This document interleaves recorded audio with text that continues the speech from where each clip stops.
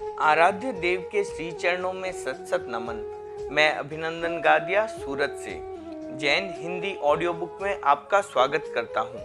अगर आप इस चैनल पर नए हैं तो इसे सब्सक्राइब कर दीजिए और बेल आइकन प्रेस कर दीजिए, जिससे चैनल के नोटिफिकेशन आपको रेगुलर मिलते रहे।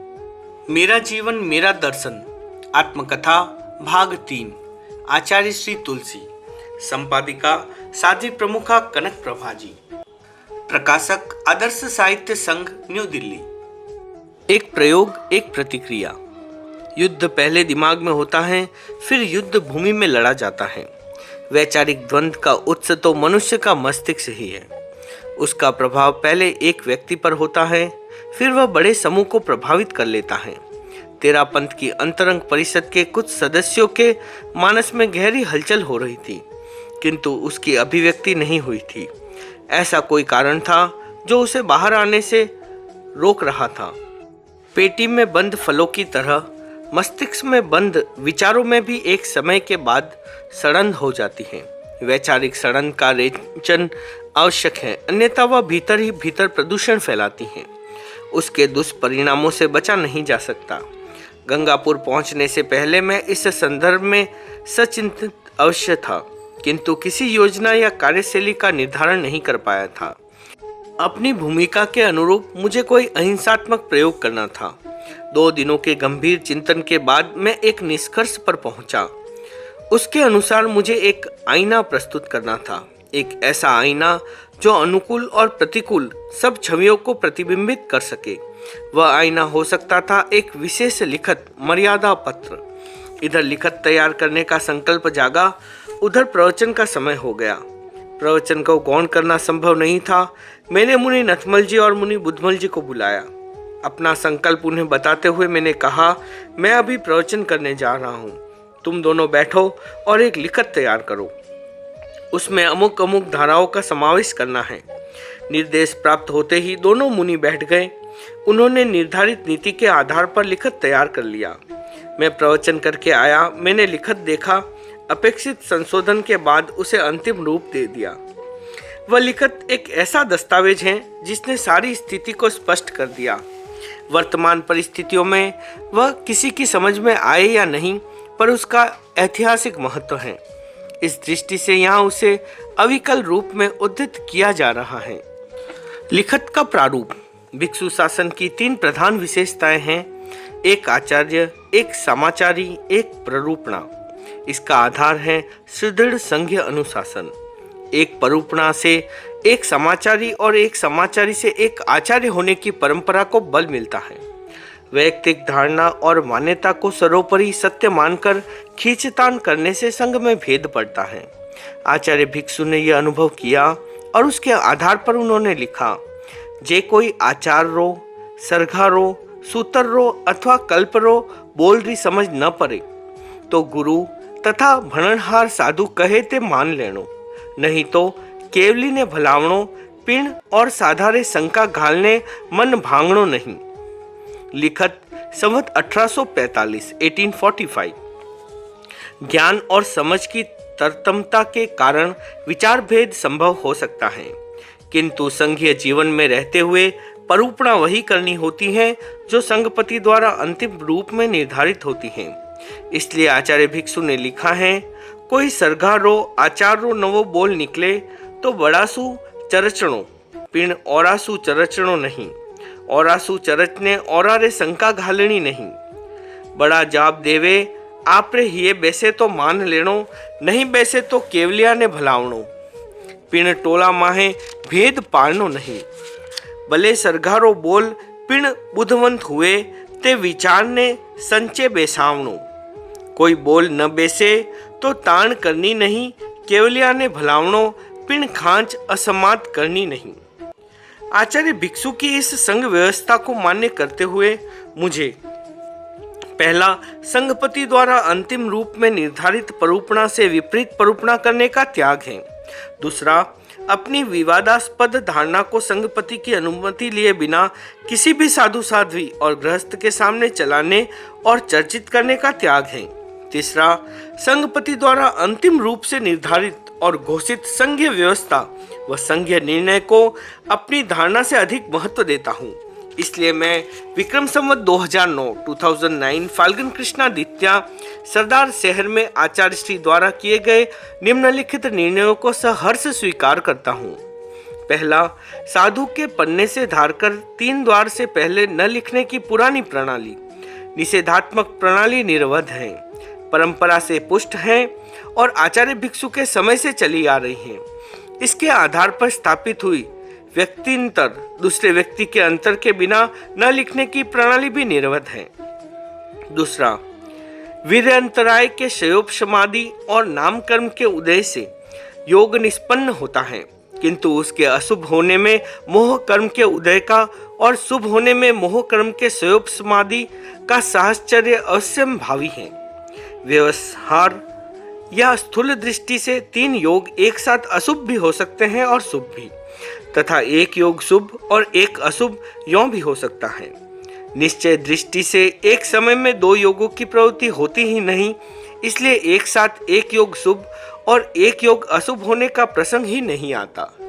तीसरा, सकाम तपस्या में कामना, आशा, वांछा सावध्य है, पर तपस्या सावध्य नहीं है। चौथा, साधुओं के सामने गृहस्थ अपनी सुविधा या व्यवस्था आदि आवश्यकताओं के लिए लाउडस्पीकर का प्रयोग करे तो उसमें साधुओं को कोई दोष नहीं लगता। विशेष परिस्थिति के बिना उसका प्रयोग करे तो निषेध भी करना चाहिए। पांचवा, अनुव्रत आंदोलन के व्रत त्याग की परंपरा के अनुकूल है। आगार के उपरांत त्याग करना आगार रखना या छूट देना नहीं है। उपयुक्त निर्णयों तथा अन्य सभी निर्णयों से विपरीत उत्तर देने व प्रचार करने का आत्म साक्षी से त्याग है। संवत 2012 माघ कृष्णा चतुर्थी मंगलवार गंगापुर। लिखित तैयार करने के बाद मध्याह्न में सब साधुओं की एक गोष्ठी बुलाई। सबको लिखित सुनाने के बाद मैंने कहा, लिखित सबने सुन लिया, अब इस पर हस्ताक्षर करने हैं। यह कोई नया प्रयोग नहीं है, हमारी परंपरा में ऐसा अनेक बार हो चुका है। आचार्यों के प्रति सर्वात्मा समर्पित एवं धर्मसंघ के वरिष्ठ मुनि चौथमल जी जावत को हस्ताक्षर कराने की जिम्मेदारी दी गई। गोष्ठी संपन्न होते ही 4 साधुओं ने कहा, हस्ताक्षर समझ कर करेंगे। इस पर मैंने कोई आपत्ति नहीं की, क्योंकि हस्ताक्षर के लिए उस दिन के अतिरिक्त 2 दिनों की अवधि निर्धारित थी। दूसरे दिन साध्वियों को भी लिखित सुना दिया। उनके हस्ताक्षर लेने का दायित्व साध्वी दीपाजी सिरसा, कस्तूराजी लाडनू और गोराजी राजगढ़ को सौंपा गया। हस्ताक्षर अभियान शुरू होते ही साधु साध्वियों में अच्छी हलचल मच गई। साध्वियों की ओर से पूरे हस्ताक्षर हो गए। साधुओं की संख्या 99 थी। 91 साधुओं के हस्ताक्षर निश्चित समय से पहले ही हो गए। समय टालने का उपक्रम। पंचमी की रात्रि में मैंने मुनि चौथमल जी से पूछा, सबके हस्ताक्षर हुए या नहीं। वे बोले, कुछ बाकी हैं। कारण पूछने पर उन्होंने बताया, वे निर्णय वंशिका की प्रति मांग रहे हैं। मैंने कहा, अभी हमारे पास प्रति एक ही है। जिन साधुओं को प्रति की अपेक्षा है वे यहाँ आ जाए, उन्हें सारे निर्णय पढ़कर सुना दिए जाएंगे। साधु आ गए। निर्णय वंशिका पढ़कर सुनाई गई। साधु बोले, इसमें कोई नया बोल तो नहीं है। सरदार शहर में जो बोल निर्णित हुए थे वे ही हैं। इनको हमने वहीं स्वीकृति दे दी थी। मैंने कहा, आपने ठीक कहा है, नया कुछ भी नहीं है, फिर हस्ताक्षर करने में क्या आपत्ति है। वे बोले, हमने सोचा कि बोल नए होंगे। मैंने कहा, अब तो आपके संदेह का निराकरण हो गया है। इस पर वे कुछ निकट आकर बोले, लगता है कि आपको हमारा भरोसा नहीं है। कम से कम आपको तो हमारा विश्वास करना चाहिए। मैंने कहा, आपने बिल्कुल ठीक समझा है। भरोसे में कुछ अंतर आया है, आप उसे गलत प्रमाणित कर दें। उस प्रसंग में हस्ताक्षर न करने वाले साधु भी नम्रता से पेश आए। उन्होंने पूरी गंभीरता और शालीनता के साथ बात की। उनकी अनुकूलता देखकर कुछ साधुओं ने कहा, लगता है साधुओं का मन बदला है। आपकी कृपा हो जाए तो उनका मन भी आश्वस्त हो जाए। मैंने सोचा, वर्तमान स्थिति में हस्ताक्षर हो यह संभव नहीं लगता। ये सारी औपचारिकताएं समय टालने का उपक्रम है। निर्णय वंशिका के बोलों में कोई नई बात नहीं थी, फिर भी उन्हें लेकर दिन भर चर्चा का माहौल रहा। मुनि रंगलाल जी, मुनि नथमल जी बागोर आदि कुछ साधु उनके बारे में असंदिग्ध नहीं हो पाए। मुनि नथमल जी टमकोर के प्रति उनके मन में पूरी सद्भावना थी। ये भी उनके प्रति बहुत सद्भाव रखते थे। क्योंकि वे लोग तत्व के अच्छे जानकार थे और छिछली बातें नहीं करते थे। प्रस्तुत प्रकरण में उन्होंने मुनि नथमल जी के साथ विस्तार से बात की। नथमल जी ने भी उनको यौक्तिक ढंग से समझाने का प्रयास किया, पर सफलता नहीं मिली। उन दिनों प्रतिदिन साधु साध्वियों की दो दो गोष्ठियां हो जाती, कभी प्रातः और मध्याह्न और कभी मध्याह्न और रात्रि में। मैंने अपनी ओर से सबको आश्वस्त करने का प्रयास किया। कम काम करने वाले थे या अधिक काम करने वाले, अनुकूल वर्तन करने वाले थे या प्रतिकूल वर्तन करने वाले, मैंने सबको दिल खोलकर वात्सल्य दिया। उस समय मेरे सामने एक ही लक्ष्य था, मैं वातावरण को अनअपेक्षित उबाल से बचाना चाहता था। मुझे सफलता मिली, वातावरण काफी शांत रहा। 2 दिनों तक गहरा विचार मंथन होने पर भी वैचारिक समन्वय नहीं सधा। हस्ताक्षर के लिए जो समय दिया गया था उसकी अवधि पूरी होने वाली थी, पर हस्ताक्षर नहीं हुए। संबंध विच्छेद। माघ कृष्णा छठ की संध्या के समय मैंने मुनि रंगलाल जी आदि को बुलाकर कहा, समय पूरा हो रहा है, अब तक आपके हस्ताक्षर नहीं हुए, कारण क्या है? वे बोले, हम हस्ताक्षर नहीं करेंगे, हमें ये सब काम सावध्य लगते हैं। यही बात मुनि हगामी लाल जी ने कही। मैंने कहा, आपके पास संघीय पुस्तकें हैं, वे ले आओ। उन्होंने पुस्तकें लाकर दे दी। इसी बीच मुनि नथमल जी बागोर आ गए। वे भी मुनि रंगलाल जी की भाषा में बोले, मेरा अनुमान सही निकला, मैं उन्हें सोचने के लिए समय दे सकता था, किंतु वह अवसर नहीं आया। उन्होंने स्वयं ही धर्म संघ से अपना संबंध विच्छेद कर लिया। उनसे संबंधित साधु एक एक कर आए और संघ से संबंध विच्छेद कर चले गए। कुल मिलाकर उस समय 9 साधु अलग हुए। उनका विवरण इस प्रकार है। मुनि रंगलाल जी राजा जी का करड़ा, मुनि नथमल जी गढ़बोर, मुनि रतनलाल जी श्री डूंगरगढ़, मुनि नथमल जी बागोर, मुनि सोहनलाल जी खाटू, मुनि नगराज जी सरदार शहर, मुनि हगामी लाल जी, मुनि बसंती लाल जी दौलतगढ़, मुनि मोहनलाल जी श्री डूंगरगढ़, मुनि रंगलाल जी और मुनि नथमल जी बहुत पुराने साधु थे। उनका तात्विक ज्ञान गंभीर था। धर्म संघ में उनका प्रभाव था। उनका संघ छोड़कर चले जाना अटपटा सा लगा ही। उससे जबरदस्त भूचाल आ गया। केवल गृहस्थों में ही नहीं, साधु साध्वियों में भी भय व्याप्त हो गए। भय के साथ आश्चर्य का भाव भी प्रबल था। पर उस विषम परिस्थिति में भी गुरु कृपा से मेरा मनोबल मजबूत रहा। मैं एक क्षण के लिए भी विचलित नहीं हुआ। मेरा एक रोम भी प्रकंपित नहीं हुआ। चिंतन विधायक था। मैंने कहा, जो हुआ है अच्छे के लिए हुआ है। संदिग्ध अवस्था अच्छी नहीं होती। निर्णायक स्थिति में निश्चिंत होकर काम किया जा सकता है। साधुओं के संबंध विच्छेद की बात तत्काल फैल गई। उस समय गंगापुर में लगभग 10,000 यात्री आए हुए थे। देखते देखते जनता इकट्ठी हो गई। उसे वस्तु स्थिति से परिचित करा दिया गया। रात्रि में साधुओं की एक सभा को संबोधित करते हुए मैंने कहा, साधुओं, मैं अपनी किसी भी अवयव को अलग नहीं करना चाहता, पर अस्वस्थता की स्थिति में उसका उपचार आवश्यक होता है। आज जो कुछ घटित हुआ है उसे लेकर मेरे मन में कोई भार नहीं है। पिछले कुछ वर्षों से मैंने अनेक बार अपने विचारों को स्पष्ट किया, उन पर चर्चाएं हुई, निष्कर्ष सामने आए। ऊपर से सबकी स्वीकृति मिली, किंतु आंतरिक स्थिति नहीं बदली। इसलिए भीतर ही भीतर गुटबंदियां होने लगी। साधुओं और श्रावकों को भ्रांत किया जाने लगा। मुझे जानकारी मिली, इसी कारण मैं यात्रा छोड़कर आया हूँ। मैं संघ की अंतरंग स्थिति को सुदृढ़ करना चाहता हूँ। किसी एक भी व्यक्ति को खंडित करना मुझे अभिष्ट नहीं है, किंतु सामने वाले व्यक्ति आग्रह छोड़ने के लिए तैयार ही न हो तो क्या किया जाए। पूर्वग्रह किसी को भी हो, वह स्थिति को उलझाता है। आज हम अंधेरे में नहीं हैं। कल्पना के कैनवास पर जो रेखाएं धुंधली थी वे स्पष्ट हो गई। एक कठिन दौर। वह समय मेरे जीवन का एक कठिन दौर था। गंगापुर में जो कुछ घटित हुआ उसकी हलचल पूरे देश में हो गई। स्थिति को काबू में रखना कठिन प्रतीत हो रहा था। संघ के विघटन की अफवाहें तेज हो रही थी। एक आचार्य के अनुशासन में रहने वाला तेरा पंथ 2 भागों में बंट जाएगा। इस प्रकार की बातें वातावरण में विक्षोभ पैदा कर रही थी। फिर भी मेरा मनोबल कमजोर नहीं हुआ। मैंने सीखा था, जब तक भय सामने नहीं आ जाता तब तक भय से डरना चाहिए। भय को सामने देखकर उसका औचित्य के साथ प्रतिकार करना चाहिए। छठ की रात बीती, सप्तमी का दिन आया। शहर में घोषणा हो गई कि महावीर स्कूल के सामने खुले मैदान में सार्वजनिक प्रवचन होगा। कुतूहल, जिज्ञासा और आश्चर्य से भरे हजारों लोगों की उपस्थिति। समाज के लोगों में जितना कुतूहल था, अन्य लोगों में उससे भी अधिक था। सैकड़ों साधु साध्वियों को स्थिर बनाकर रखना था। लगभग 2 घंटे तक प्रवचन चला। उसका सारांश यहाँ प्रस्तुत किया जा रहा है। साधुओं, साध्वियों, श्रावकों, श्राविकाओं, हमारे धर्म संघ के ऊपर से एक अंधड़ गुजरा। उससे काफी उथल पुथल हो गई। उसका राज है स्थिति पालकता। जो लोग स्थिति पालक हैं, पुराणपंथी हैं, वे कुछ भी नया देखने और सुनने के लिए तैयार नहीं हैं। हमारी पुरानी परंपराएं बहुत अच्छी हैं, पर इसका अर्थ यह नहीं कि हम युग से आंख बंद कर लें। देश काल की अपेक्षाओं पर विचार करना प्रत्येक चिंतनशील व्यक्ति का काम है। नए और पुराने को लेकर आग्रह करने की अपेक्षा ही क्या है। पुराना होने मात्र से कहीं हे नहीं होता और नया होने मात्र से उपादेय नहीं हो जाता। अनाग्रह के धरातल पर ही हे एवं उपादेय की कसौटियां स्थिर होनी चाहिए।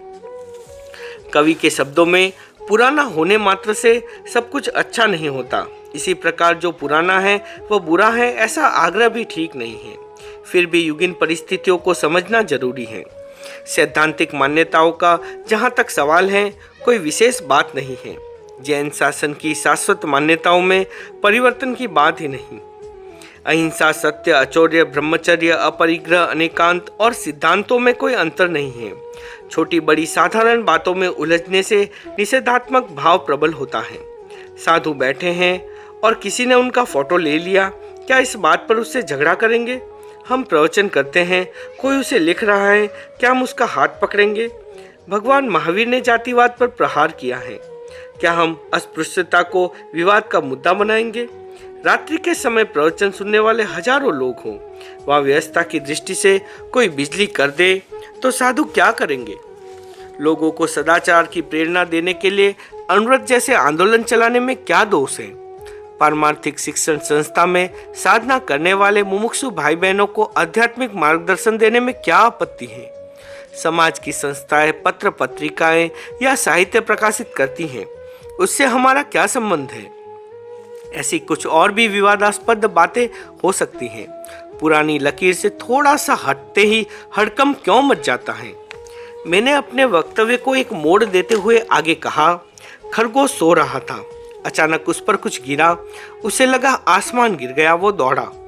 जंगल के अनेक पशु उसके साथ हो गए। हलचल मच गई। आखिर वहां जाकर देखा तो और कुछ नहीं था, छोटा सा अखरोट था। हमारे धर्म संघ की नीति है कि कोई बात साधु साध्वियों को समझ में न आए तो वे मिलकर बैठे चर्चा करें। चर्चा से तत्व समझ में आ जाए तो ठीक, अन्यथा श्रद्धा से स्वीकार करें। श्रद्धा भी मौन हो तो उस तत्व को केवली गम्य कर दे। किसी छोटी बात के लिए संघ से अलग होने का क्या अर्थ है? जो साधु अलग हुए हैं, मेरे मन में उनके प्रति कोई रोष नहीं है। सिद्धांत का प्रश्न उनके सामने है तो मेरे सामने भी है। मैंने जो कुछ किया है संघ हित की दृष्टि से किया है।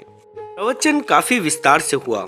उस एक प्रवचन ने जनता के मनोबल को बढ़ा दिया। साधु साध्वियों को भी बहुत बल मिला। मैंने सबको कह दिया कि वे निश्चिंत होकर अपना काम करें।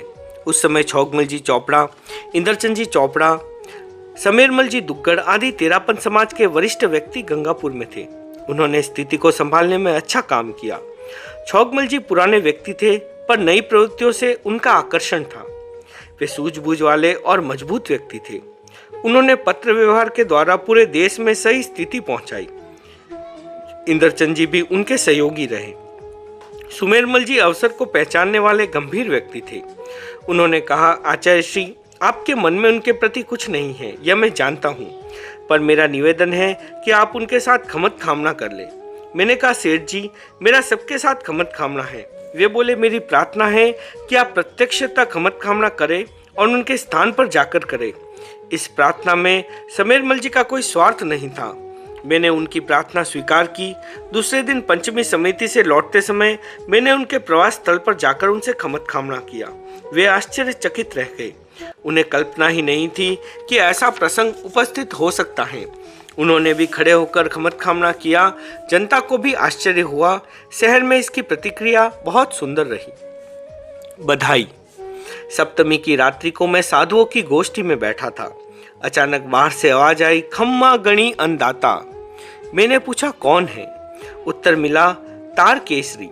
बीकानेर के प्रसिद्ध श्रावक नथमल जी बोथरा के पुत्र ताराचंद जी और केसरी चंद जी दोनों भाई गंगापुर की स्थिति का संवाद मिलते ही मोटर में बैठकर वहां आ गए। मैंने पूछा अभी कैसे आए? वे बोले हम आपको बधाई देने आए हैं। आपने धर्म संघ के लिए बड़ा भारी कदम उठाया है। आपको जो कदम उठाना चाहिए था वही उठाया है। ऐसा कदम आप ही उठा सकते हैं। हम आपके साथ हैं। सारा समाज और सारा देश आपके साथ है। ताराचंद जी और केसरी चंद जी की श्रद्धा, भक्ति और बोलने का लहजा इतना आकर्षक था कि गोष्ठी में उपस्थित व्यवधान किसी को अखरा नहीं। साधु तो उनकी ओर ऐसे देखने लगे मानो वे किसी नए व्यक्ति को ही देख रहे हो। विक्रम संवत 2012 में मंत्री मुनि मगनलाल जी सरदार शहर थे। वे छत्रमल जी का सिंघाड़ा उनकी सेवा में था। चतुर्मास के पश्चात मुनि छत्रमल जी का सिंघाड़ा सरदार शहर मंत्री मुनि की सेवा में रहा। उधर पंजाब में चातुर्मास करने वाले मुनि धनराज जी और मुनि चंदनमल जी सरदार शहर आए, तब मुनि छत्रमल जी का सिंघाड़ा भी उनके साथ हो गया। काकतालिया न्याय के अनुसार इधर मुनि रंगलाल जी आदि संघ से अलग हुए, उधर वे तीनों सिंघाड़े गंगापुर पहुंचे। मुनि रंगलाल जी आदि वे धन मुनि, चंदन मुनि और छतर मुनि तीनों सिंघाड़ों को अपने साथ रखने का प्रयास किया, किंतु उस समय धन मुनि और चंदन मुनि ने उनका साथ नहीं दिया। केवल छत्र मुनि का सिंघाड़ा संघ से अलग होकर उनके पास रह गया। मुनि छत्रमल जी की संसार पक्षिया बहन साध्वी कमलू जी वहीं थी। उन्हें छत्रमल जी के संबंध विच्छेद की जानकारी मिली। वे आज्ञा लेकर उनसे मिलने गई। उनका मनोबल, दृढ़ता और संगनिष्ठा सबके लिए प्रेरक रही। उन्होंने अपनी ओर से छत्रमल जी को बहुत कड़ाई से समझाने का प्रयास किया, किंतु उन पर कोई असर नहीं हुआ। मुनि छत्रमल जी के साथ मंत्री मुनि ने संघीय पुस्तकों के कुछ पन्ने भेजे थे। उन्होंने वे पन्ने भी अपने पास रख लिए। पन्ने रखने का उनका कोई लक्ष्य नहीं होगा, पर दर्शन किए बिना सीधे ही चले जाने से पन्ने सौंपने का प्रसंग नहीं बना। यह बात उजागर हुई तो कई व्यक्तियों ने उनसे कहा, संघ के पन्ने मंत्री मुनि ने आपको आचार्य श्री को देने के लिए दिए थे, वे आपने अपने पास कैसे रख लिए? कुछ दिनों बाद आकर वे पन्ने सौंप गए। गंगापुर में घटित उस घटना ने वहां के कुछ वैसे व्यक्तियों को प्रभावित किया जो पूर्वाग्रह से बंधे हुए थे।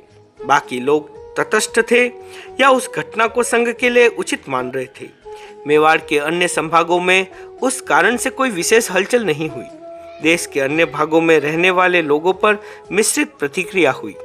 कुछ लोग आगामी मर्यादा महोत्सव पर नजरें टिकाए हुए थे। कुल मिलाकर वातावरण में कहीं व्यक्त और कहीं अव्यक्त उबाल अवश्य था। ओम अरहम।